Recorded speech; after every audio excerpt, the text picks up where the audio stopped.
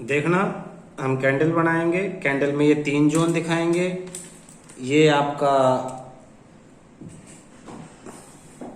Yellow zone है, yellow के बाद ये थोड़ा सा रेड प्लस येलो मिक्स हो जाएगा, ऊपर ये ब्लू जोन है।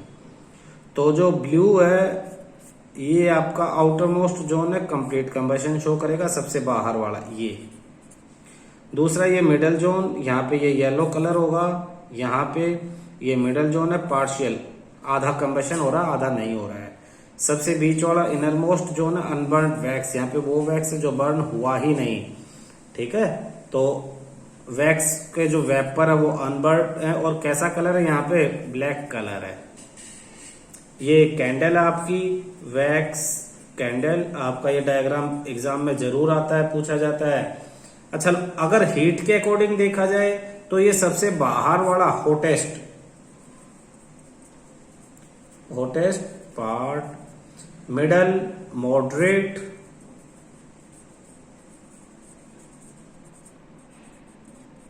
और ये आपका लीस्ट हॉट। तो ये 3 जोन आपके कंप्लीट हो जाते हैं।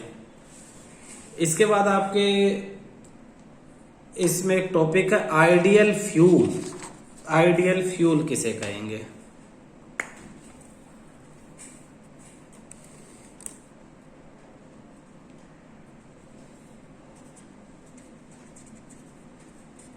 आइडियल फ्यूल, आइडियल मतलब अच्छा फ्यूल, जिसे चाहे कि हाँ हमारे घर में फ्यूल हो तो इस तरह का फ्यूल हमारे घर में होना चाहिए। सबसे पहले आइडियल फ्यूल जो है वो क्लीन होना चाहिए, means cause less, very less pollution. Clean fuel causes very very less pollution कम। दूसरा हाई कैलोरीफिक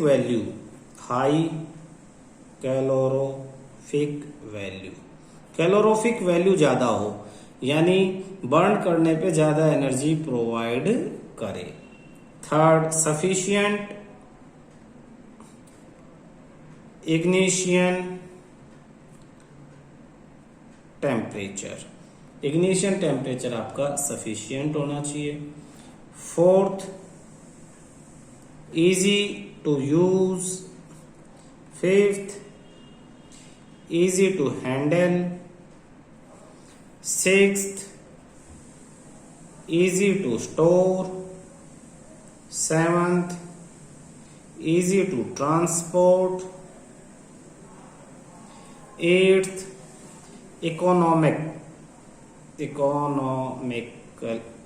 इकोनॉमिक यानी लो प्राइस, लो कॉस्ट, कम कॉस्ट का होना चाहिए। ये नहीं कि सारी चीजें तो अच्छी हों लेकिन महंगा बहुत हो, तो ऐसा नहीं होना चाहिए।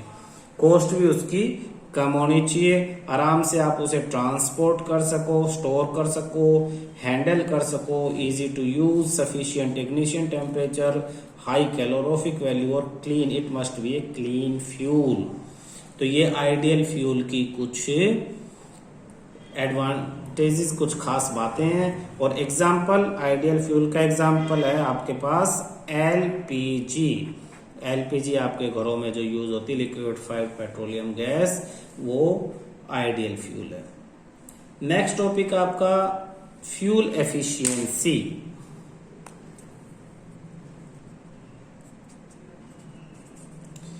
Fuel efficiency,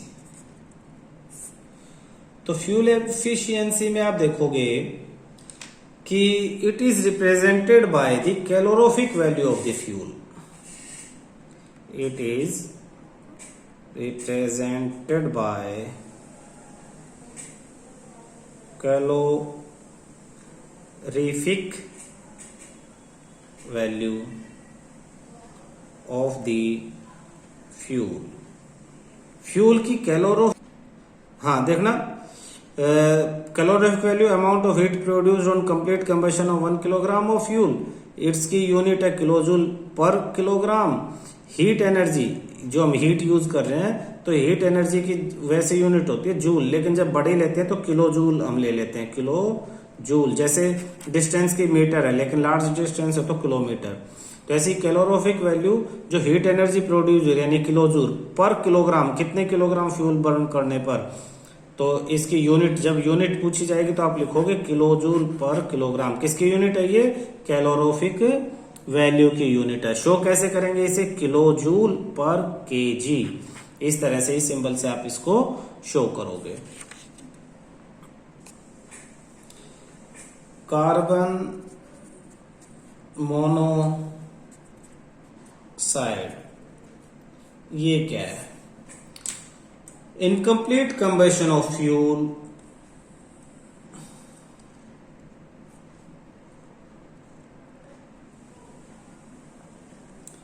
incomplete combustion of carbon compounds generates or gives carbon monoxide. Carbon monoxide का फॉर्मूला है CO, कार्बन मोनोऑक्साइड। C मतलब कार्बन और O मीन्स ऑक्सीजन, दोनों मिलके कार्बन मोनोऑक्साइड। मोनो मतलब एक ऑक्सीजन और एक carbon, carbon monoxide. Carbon dioxide में एक कार्बन और 2 ऑक्सीजन होते हैं। कार्बन मोनोऑक्साइड गैस, ये गैस है। और मेन बात क्या है कि it is a poisonous gas, very poisonous gas. It is dangerous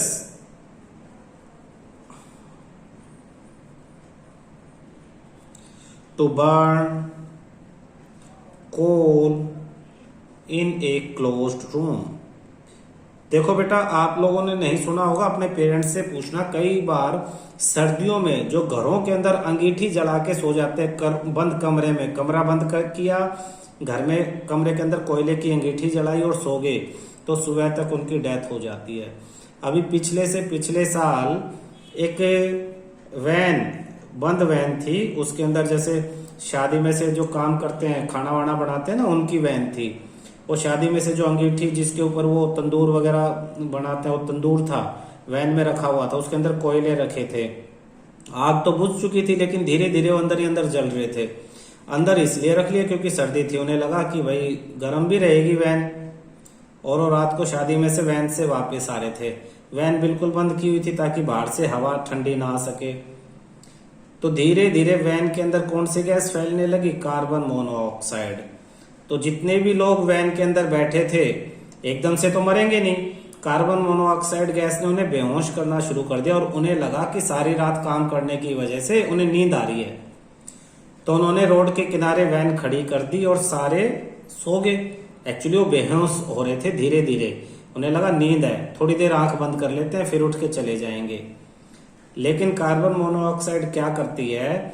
धीरे धीरे आपको बेहोश करती है। बेहोश करने के बाद ये जो ब्लड है आपका, ब्लड के अंदर जो हीमोग्लोबिन्स हैं, हीमोग्लोबिन क्या करते हैं? ये ऑक्सीजन को कैरी करते हैं, ऑक्सीजन गैस को। और ऑक्सीजन गैस तो हमारे जिंदा रहने के लिए जरूरी है। तो ऑक्सीजन गैस को हमारे ब्लड के अंदर कौन कैरी करता है? हीमोग्लोबिन्स।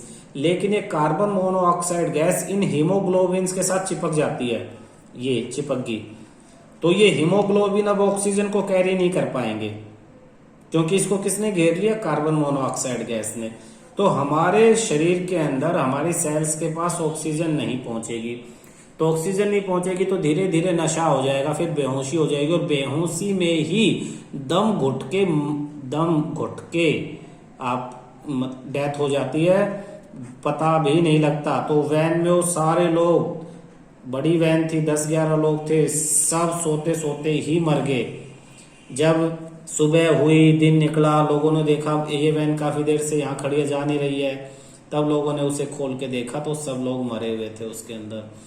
बहुत लोग जैसे काम करने वाले मजदूर होते हैं, एक ही रूम में 10-12 लोग कमरा लेके किराए पे लेके सो जाते हैं सर्दियों में। तुम लोगों को पता होगा, सस्ते किराए के चक्कर में तो ठंड में उनके पास रजाई वगैरह तो ज्यादा होती नहीं, तो वो भी अंदर अंगीठियां जला देते हैं 1-2 और कमरे को बिल्कुल बंद कर देते हैं। तो ऐसे केस भी जो बड़े शहर हैं जैसे दिल्ली है, मुंबई है, जहाँ पे महंगाई ज्यादा है, जहाँ पे इस तरह के मजदूर बहुत ज्यादा रहते हैं, तो हर साल कहीं ना कहीं से ये खबर जरूर आती है कि ऐसे ही कमरे में बंद होके वो सो गए और सुबह तक सारे जितने भी थे सब जो है वो डेड हो गए, मरे हुए मिले। तो ये हमेशा ध्यान रखना, कभी भी लाइफ में बंद कमरे में कोयला कभी मत जलाना। कोयला क्या, कोई भी चीज बंद कमरे में जला के मत रखना, वो कमरे की सारी ऑक्सीजन को बर्न कर देगी।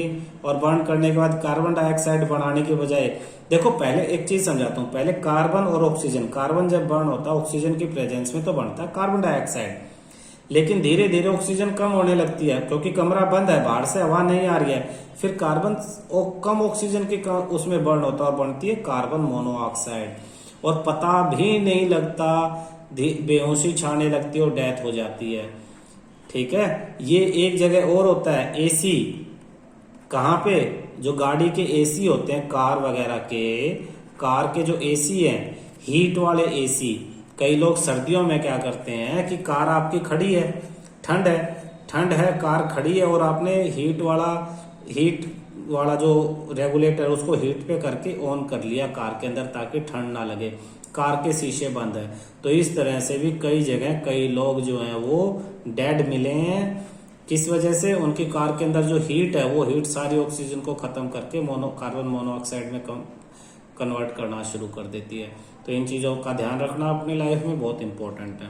ग्लोबल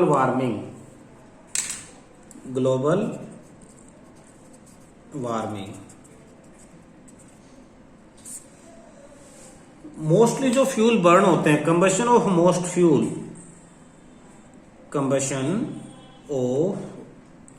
फ्यूल कौन सी गैस जनरेट करते हैं, release carbon dioxide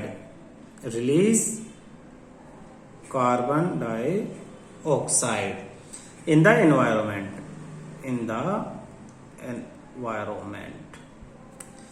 increased concentration of carbon dioxide, increased concentration of carbon dioxide in the air believed to cause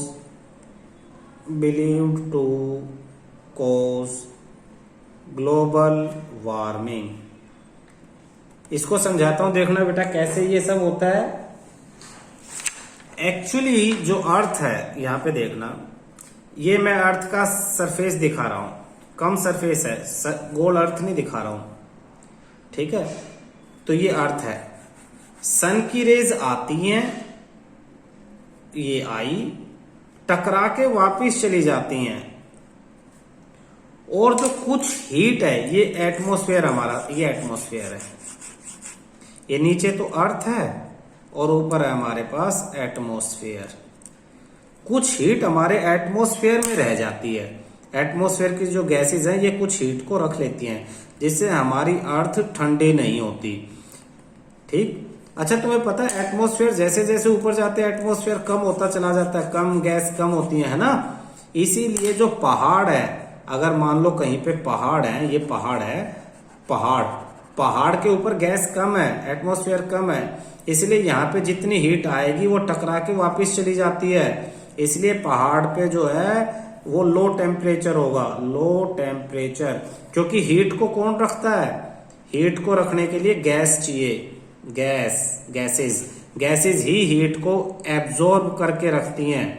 तो पहाड़ों पे ऊपर जितनी ऊपर जाओगे उतना टेम्परेचर कम होगा, क्यों, क्योंकि गैसेस कम होती है, गैस की डेंसिटी कम है, इसलिए एब्जॉर्प्शन कम होता है, वो रिफ्लेक्ट हो जाती है सारी की सारी हीट। जबकि पहाड़ तो सन के ज्यादा नजदीक है एज कम्पेयर टू मैदान, लेकिन वहां पे हाइट पे गैस कम है इसलिए रिफ्लेक्शन ज्यादा है, नीचे गैसेस ज्यादा इसलिए एब्जॉर्प्शन ज्यादा है। अच्छा, इनमें भी जो सबसे खास बात है वो क्या है कि आपकी जो कार्बन डाइऑक्साइड है, CO2 कार्बन डाइऑक्साइड, जो ये कार्बन डाइऑक्साइड गैस है ये हैवी है, ये भारी है बाकी सब गैसेस से। भारी होने की वजह से ये अर्थ के सरफेस के पास ज्यादा इकट्ठी होती है। अर्थ के सरफेस के पास ये सोच लो, मैं लिख रहा हूं ये CO2 ज्यादा इकट्ठी होगी।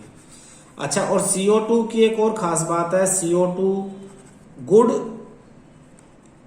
Absorbent of heat. ये हीट को भी बहुत अच्छी तरह से एब्जॉर्ब करके रख लेती है। तो यानी कार्बन डाइऑक्साइड गैस बहुत सारी हीट को अपने अंदर एब्जॉर्ब कर लेगी, इसलिए सरफेस के पास कैसा टेम्परेचर मिलेगा तुम्हें? हाई टेम्परेचर मिलेगा। तो इसीलिए हमने अभी ग्लोबल वार्मिंग के बारे में बात की। ग्लोबल वार्मिंग की कार्बन डाइऑक्साइड गैस प्रोड्यूस होगी, इससे ग्लोबल वार्मिंग हो जाती है, क्योंकि कार्बन डाइऑक्साइड जितनी ज्यादा होगी वो उतनी ज्यादा हीट को एब्जॉर्ब करेगी, उतना अर्थ के सरफेस के पास टेम्परेचर बढ़ेगा। टेम्परेचर बढ़ेगा तो इसी को तो ग्लोबल वार्मिंग कहते हैं, गर्मी बढ़ना। इससे होगा क्या? जो समुद्र के अंदर बर्फ जमी हुई है, ग्लेशियर्स हैं, वो सब मेल्ट होने लगेंगे, सी लेवल बढ़ेगा। और अगर समुद्र का लेवल बढ़ गया तो बड़ा नुकसान है, क्योंकि बहुत सारे देश और बहुत सारी जगह तो ऐसी है जो समुद्र से थोड़ी सी ऊंचाई पे ही है, वो सब डूब जाएंगी। तो ग्लोबल वार्मिंग के बहुत सारे नुकसान हैं, जिनमें से एक ये कि सी लेवल बढ़ने से जो समुद्र के किनारे सी कोस्ट पे एरियाज हैं जो ज्यादा ऊंचे हाइट पे नहीं है, वो सब सबमर्ज हो जाएंगे, समुद्र के अंदर डूब जाएंगे। तो ये हमारा टॉपिक ग्लोबल वार्मिंग था। इसके बाद एक नेक्स्ट टॉपिक आपका एसिड रेन। एसिड रेन, जब कोल वगैरह बर्न होता है, डीजल बर्न होता है, तो कुछ हार्मफुल गैसेस निकलती हैं। Burning of coal and diesel released sulphur dioxide gas, release sulphur dioxide gas, जिसका formula SO2, sulphur dioxide gas. बहुत इंपॉर्टेंट है। कोल, जब कोल या डीजल, पेट्रोल ये सब बर्न होंगे तो सल्फर डाइऑक्साइड गैस प्रोड्यूस होगी। और ये बहुत ज्यादा, इस गैस की प्रॉपर्टी है, it is very suffocating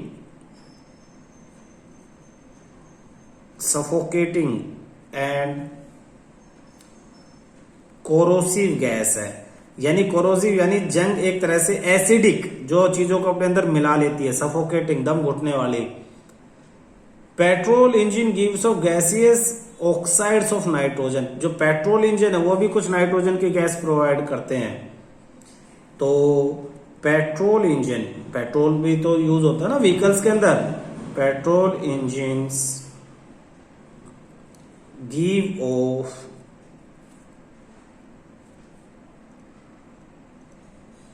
gaseous oxides of nitrogen.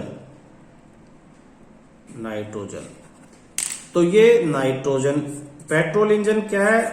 Nitrogen के ऑक्साइड प्रोड्यूस करते हैं। डीजल इंजन और कोल क्या करते हैं? सल्फर। ये जो नाइट्रोजन और सल्फर है, जब इनके oxides, when oxides of nitrogen and sulfur dissolves in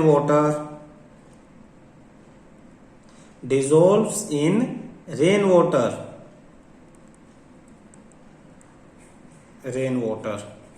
it makes the water acidic. It makes the water acidic. Such types of rain are called acidic rain. Meaning समझो बेटा, जैसे ये पोल्यूटेड गैसेस है, कोयला जला है, डीजल इंजन है, इनमें से धुआं निकलता है, सल्फर डाइऑक्साइड गैस निकलती है, पेट्रोल के इंजन से नाइट्रोजन डाइऑक्साइड गैस निकलती है, ये एटमॉस्फेयर में जाएंगी। तो एटमॉस्फेयर में जाके होगा क्या? एटमॉस्फेयर में जाने के बाद ये जब बारिश हो रही है, सोचो पहली बारिश हुई तो बारिश का जो पानी नीचे आएगा तो बीच में इन सब गैसेस के साथ मिक्स हो जाएगा। ये गैसेस खुद ही एसिडिक हैं, ये वाटर को भी एसिडिक बना देंगी। इसीलिए पहली बारिश में पेरेंट्स आप सब बच्चों को नहाने के लिए मना करते हैं, क्योंकि उस बारिश का जो पानी है वो एसिडिक होता है। तो ऐसा एसिड जब स्किन पे गिरेगा तो क्या होगा, स्किन डिजीजेज हो जाएंगी, खारिश हो जाएगी, बहुत तरह की बीमारियां लग जाती हैं। इसका और भी बहुत सारे नुकसान हैं। ये जितने भी आपके मॉन्यूमेंट्स हैं, बिल्डिंग्स हैं, बिल्डिंग के सरफेस को खराब कर देते। ताजमहल का सफेद पत्थर था उसको येलो कर दिया है। तो एसिड इस तरह के बहुत सारे नुकसान जो है वो कोज करता है। ठीक है।